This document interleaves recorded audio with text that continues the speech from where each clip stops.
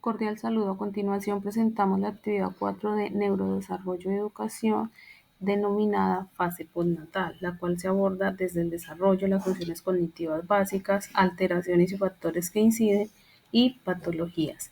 El grupo está conformado por Marinela Calderón y Yanglis Cantillo.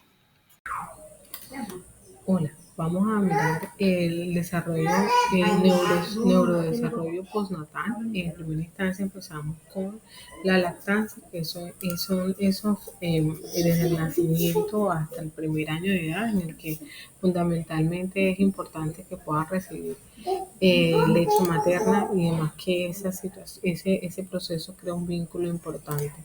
En la primera infancia tenemos entonces que va desde el segundo año de vida hasta los 6 años y está marcada por hitos evolutivos que marcan niños y ayuda sobre todo en edad de los procesos neurológicos importantes como el tema del gateo, los principios del lenguaje y relacionar objetos con emociones. En fin, es una etapa importante en el crecimiento. También tenemos entonces la infancia que va desde los 6 años hasta los 12 o 13 años y en este periodo se experimenta un desarrollo cognitivo mucho más avanzado y adquiere habilidades de razonamiento lógico, pensamiento mucho más estructurado. En la adolescencia, por su parte, está realmente dividida como en dos: a la adolescencia temprana, que va desde los 10 hasta los 14 o 15 años, y una adolescencia mucho más tardía que va de los 14 a los 15 años hasta los 19 años.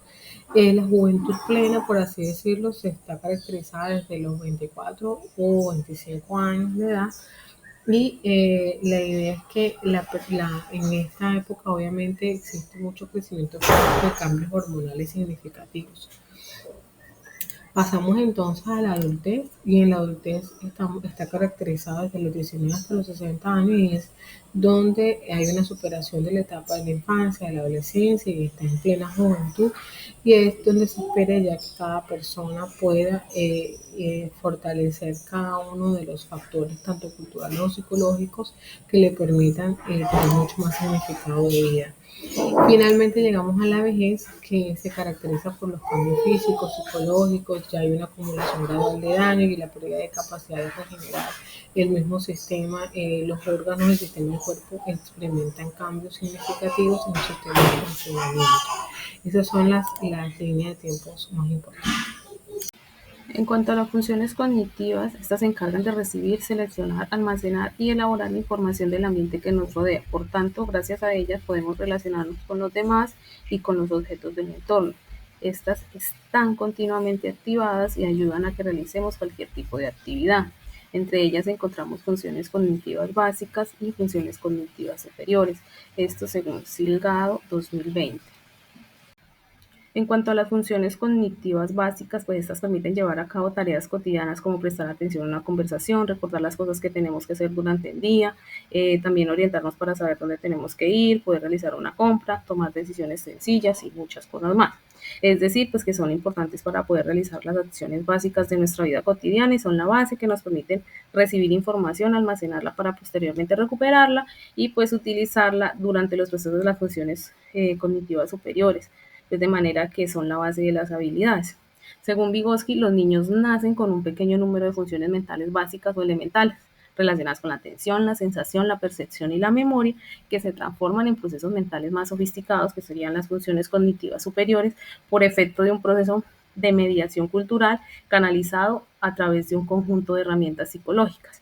En cuanto a la atención, pues esta permite orientarnos hacia los estímulos relevantes y procesarlos para responder en consecuencia. La atención no es un proceso unitario, sino que existen distintos tipos de atención. Esta capacidad cognitiva es de gran importancia, pues se usa a diario, ya que nos sirve pues para crear, guiar y mantener nuestro cerebro activo de manera que podamos procesar correctamente la información. La atención pues también cumple una serie de funciones importantes como mantener un estado activo de nuestro sistema nervioso para permitir un adecuado procesamiento de la información, prevenir una sobrecarga de un estímulo cognitivo, activar y dirigir la mente hacia los estímulos y tareas específicas significativas, procesar y analizar información con mayor eficiencia y profundidad, También pues muchos autores han conceptualizado lo que es la atención y cada uno de ellos pues ha propuesto diversas características sintetizadas bajo los conceptos de componentes, tipos, dimensiones o características. Por tanto, pues independientemente del concepto que se utilice, los aspectos que involucran el proceso de la atención son atención focalizada, atención sostenida, atención selectiva y atención alternante. En cuanto a la sensación, pues es el proceso básico de detectar información del mundo exterior a través de nuestros sentidos, la vista, el oído, el tacto, el gusto y el olfato. Estos son nuestros canales sensoriales y cada uno es especializado en captar un tipo específico de estímulo. Según Wilhelm, la define como la experiencia inmediata de un estímulo presente. La sensación pues también está influenciada por una serie de factores que pueden afectar nuestra percepción y experiencia del entorno que nos rodea. Algunos de estos factores son la intensidad del estímulo, el contexto, la expectativa, el estado fisiológico y emocional. En cuanto a la percepción, pues va más allá de una simple detención de estímulos. Es el proceso de organizar, interpretar la información sensorial, dándole pues un significado y contexto. Por tanto, es fundamental porque sirve para darle forma a las sensaciones que llegan por medio de los sentidos. A través de la percepción combinamos y analizamos los datos sensoriales de diferentes fuentes, integrando nuestros conocimientos y experiencias previas para crear una representación completa y coherente del mundo que nos rodea. En esta pues influyen algunos factores como la atención, la experiencia previa, las expectativas, la cultura y el contexto social. En cuanto a la memoria, pues es el proceso cognitivo de almacenar información. Además, esta podemos recuperarla facilitando la información en el futuro. Así, pues, nuestra anticipación ante determinadas atenciones están presentes. Por ejemplo, si se ha tenido un accidente de carro por mirar el celular, pues en el futuro seguramente no volverá a mirarlo, pues ya que se recuerda lo que ocurrió la última vez que lo hizo. Hay muchos tipos de memoria en función al espacio temporal que, entre cuales pues tenemos lo que es la memoria a corto plazo, la memoria a largo plazo. En cuanto a la memoria de corto plazo, por ejemplo, puede ser de dos tipos. Por un lado, la memoria inmediata, que es que recordamos algo en el momento en el que ocurre, y por otro, la memoria de trabajo, aquella más centrada en el almacenamiento de la información a corto plazo y el trabajo de la misma. Cuanto a la memoria a largo plazo, pues esta almacena la información para largos periodos de tiempo en función del tipo de recuerdos. Encontramos dos tipos de memoria a largo plazo. Por un lado, la memoria declarativa, que es aquella memoria más consciente que nos permite evocar recuerdos en el momento que lo decidimos. Por ejemplo, recordar el día de la boda. Por otro lado, pues se tiene la memoria no declarativa, que es aquella memoria más inconsciente, como recordar cómo se monta en bicicleta cada vez que montamos en una. En cuanto a las alteraciones o posibles alteraciones, podemos decir que las funciones cognitivas básicas eh, tienen alteraciones cuando poseen problemas de determinadas capacidades como son la sensación, la percepción, la atención y la memoria. En cuanto a la atención, pues son problemas para atender a determinados estímulos, por ejemplo, se cansan rápido al hacer alguna actividad o no pueden hacer dos actividades diferentes sin perderse en alguna. Un ejemplo es cuando estamos manteniendo una conversación con un amigo y cocinando a la vez. No podemos realizar las dos tareas de manera correcta, ya que la persona no será capaz de atender la conversación y no perderse ningún paso de la receta de cocina. En cuanto a la percepción, pues podemos observar que las personas se desorientan, se pueden perder en lugares nuevos o en lugares familiares. En cuanto a la memoria, pues se puede ver pérdidas de memoria a corto o largo plazo, es decir, la capacidad de retener la información durante un tiempo determinado, como por ejemplo olvidar tomarse el medicamento o olvidar una cita con el médico. También en cuanto a la sensación, aquí es una alteración sensorial, que es cualquier alteración de los órganos sensoriales que afecten alguno de los sentidos como el oído, el gusto, la vista, el olfato y el tacto. Si las sensaciones no funcionan correctamente, esto alterará las percepciones. Por eso a veces se habla también de sensopercepción, la cual es la base de nuestra experiencia sensorial y cognitiva, permitiéndonos pues interactuar con el mundo y aprender de él. Dentro de las posibles alteraciones tenemos algunos factores que inciden en ellas, como son la genética, factores ambientales, el envejecimiento, enfermedades, estilos de vida y factores psicológicos o sociales. En cuanto a las patologías de las funciones cognitivas básicas, estas pues se pueden ver afectadas en diferentes enfermedades como la demencia.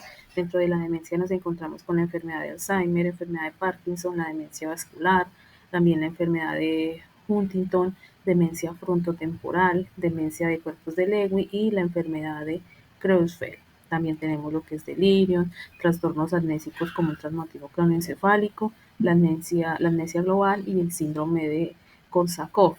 También, pues, de manera individual en cuanto a la atención, encontramos lo que es el síndrome de Tourette, el TDAH, encefalopatía hipopósica, tosoplasmosis, lo que es la distrabilidad, que pues en este caso es la incapacidad de mantener la concentración en un estímulo con respuesta rápida y sucesiva a varios estímulos. Es característica del trastorno de déficit de atención con hiperactividad y de algunos trastornos psíquicos, como lo que es la manía o la depresión. También tenemos hipoproxia, aproxia, hiperproxia, perseveración.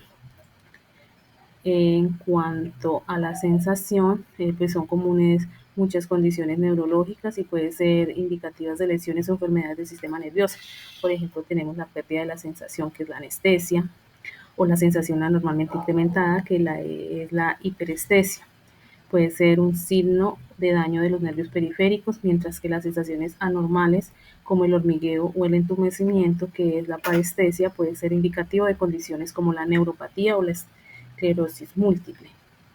En cuanto a la percepción, encontramos trastornos cuantitativos, que son hiper o hipoestesias. La hiperestesia, que es la percepción de estímulos con mayor intensidad, número y rapidez. Ejemplo, causas probables son las drogas, estimulantes, las migrañas, la hipoestesia, que es la percepción de estímulos con menor intensidad, número y rapidez. También tenemos lo que son trastornos cualitativos, que son las distorsiones perceptivas. Aquí tenemos lo que son las ilusiones, por ejemplo, la percepción distorsionada de un estímulo distinta a la que tendríamos si solo tuviese en cuenta la configuración física o formal del estímulo. También los engaños perceptivos, por ejemplo, la experiencia perceptiva nueva que suele convivir con el resto de las percepciones normales. No se fundamenta en estímulos realmente existentes, o sea, en las alucinaciones. Se mantiene o se activa a pesar de que el estímulo que produjo la percepción inicial ya no se halla físicamente presente. Entonces hablamos de lo que son imágenes némicas, parásitas o consecutivas. También encontramos lo que son alucinaciones, que es una experiencia similar a la percepción y ocurre en ausencia de estímulo apropiado a la percepción sin objeto. En cuanto a la memoria, pues al ser una función cognitiva tan compleja puede verse afectada en diferentes formas y por diferentes causas.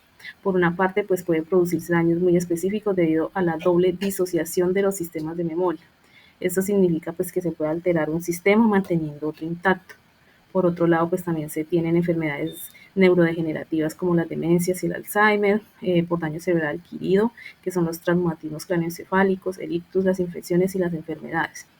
Eh, También tiene problemas congénitos como la parálisis cerebral o distintos síndromes por trastornos psicológicos o también del estado de ánimo como la esquizofrenia o la depresión y la ansiedad. Y también pues por el consumo de sustancias que son ya pues las drogas y los medicamentos. Además también se pueden encontrar dificultades en algunos tipos pues de memoria como los trastornos de aprendizaje, que ya sería el TDAH, la dislexia o la discalculia.